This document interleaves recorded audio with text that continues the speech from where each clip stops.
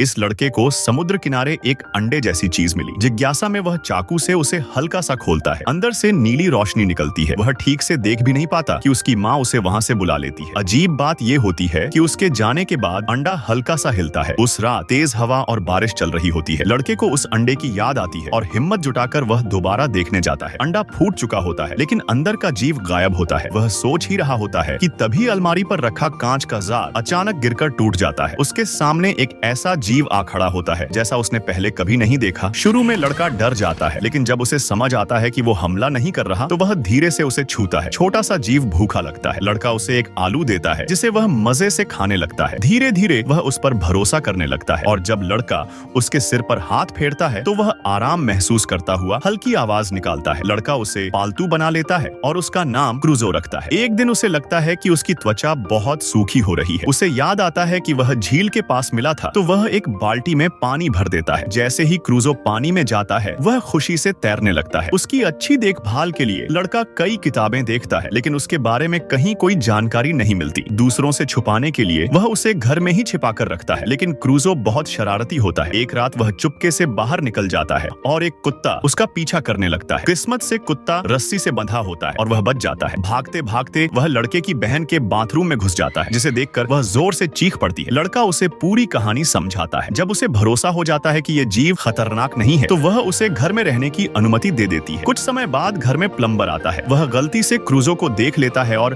पहचान लेता है कि यह एक कहानी में बताया गया जीव है। लोच नेस मॉन्स्टर एक बहुत ही दुर्लभ प्रजाति जो नर और मादा दोनों की तरह होती है। बताया जाता है कि बड़े होने पर इसका शरीर बहुत बड़ा हो जाता है और यह छोटे बंद घरों में जिंदा नहीं रह सकता। यहीं से लड़के के सामने एक बड़ा फैसला आ खड़ा होता है।